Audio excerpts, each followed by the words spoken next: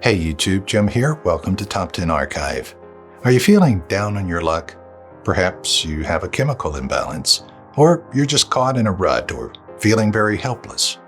One thing is for certain, telling someone with depression to just be happy doesn't exactly work. There are some things that people try, like going to doctors and prescription medications. However, some things are proven to be helpful when you're having a hard time. Today, we're laying out the top 10 ways to help fix depression. But before we get started, it should be noted, everyone is different, and different methods work for different people. If you have a unique way of helping yourself get up when you're feeling down, do us all a favor and share it in the comment section below. Your comments might just help someone else get through the day. Number 10. Get goal-oriented. Having a goal that you're working towards gives you something to look forward to and can preoccupy you over a long period of time. If you see that you're taking steps, no matter how small, towards anything, it gives you small victories every single day.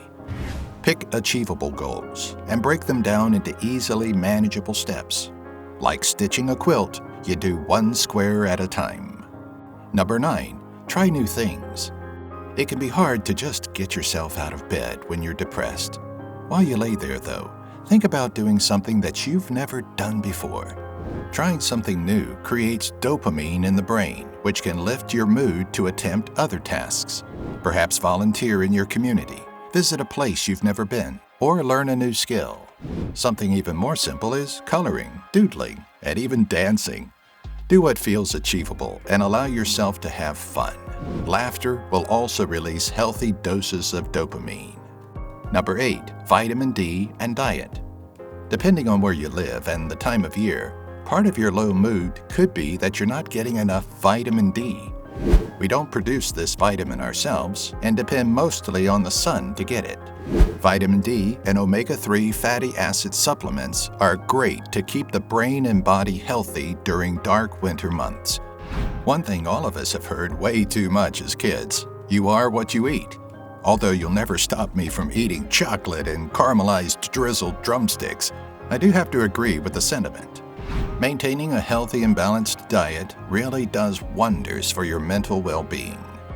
Number 7. Try not to compare. Comparing yourself to other people is known to cause depression, which is why social media can be so dangerous. We see so many positive moments in others' lives, but hardly any negatives.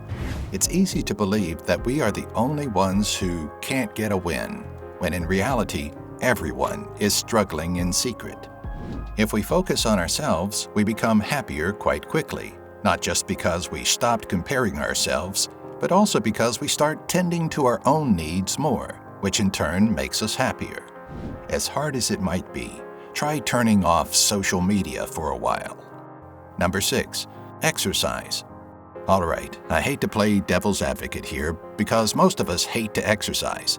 But truth be told, it's one of the most effective remedies for depression. There, I said it. No takebacks. In all seriousness, our body produces endorphins naturally after exercise, which really makes you feel good. That's probably one of the main reasons why exercising can become addictive, even though it may be painful at the time. To add, after exercising, your ability to learn and your motivation greatly increases. Look again, devil's advocate. Who jogs at 5 a.m.? Aren't you tired? I get it, but it's actually a great idea and has the opposite effect you might think, if you can manage it. Exercising before you start your day has a major impact on how productive your day will be. Number 5. Be more grateful. It's easy to look at your life as the glass half empty. We naturally want to think about the negatives and overlook the positives. We all do it. It's just that some people are better at noticing it and do their due diligence to resist those urges. A very effective method, and it really works better on paper when you write it down, is to stop and think about what you're grateful for whenever you're feeling down. Even if those things seem minuscule, you can quickly teach yourself that things aren't so bad. Just remember, good and bad times come and go. We must learn to cherish the good and learn how to deal with the bad. Number 4. Sleeping. Despite the fact that we still don't entirely understand sleeping, we do know that it allows our bodies to recover. We rest, grow, and prepare for a day of activities. In today's society, it's easy to feel pressured into not sleeping quite enough. If you feel like your body needs rest, allow yourself to sleep, nap, and not overwork your brain or body. To add, we often overeat most when we're tired or grumpy, which can add to our low mood even more, especially long term. It varies from person to person, but 7 to 9 hours of sleep a night is ideal. Number 3, study astronomy and religion. Now hear us out. You don't have to believe the religions that you study, but both of these topics can offer the same result, making you feel small. For some of us, feeling small oftentimes leads us to think of our problems as small too. Understanding how big the universe is and looking at iconic pictures like the pale blue dot that Carl Sagan made famous really puts into perspective on how small we really are. Number 2, write. You don't have to be a writer to write. You also don't have to share what you write with others. Writing down your thoughts helps organize and give meaning to traumatic experiences. Most mental health experts agree that the process helps us to better regulate and understand our emotions. Others tend to believe the opposite by comparing writers with charts that show higher rates of depression, bipolar, and suicide among the group. Though the numbers are staggering, the majority still believes it's not causation, but rather that people who already suffer these disorders and tendencies tend to gravitate to writing as a form of rehabilitation. Number 1, don't be ashamed. Depression isn't unique just to you. You are not broken or abnormal. In fact, depression is quite common, especially in teens and young adults. Most people suffering from depression do it in the dark and alone, which makes it seem like a very lonely disease.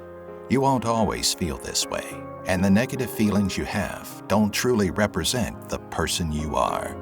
Just know that you are never alone, and that the first step in realizing that is to reach out to others.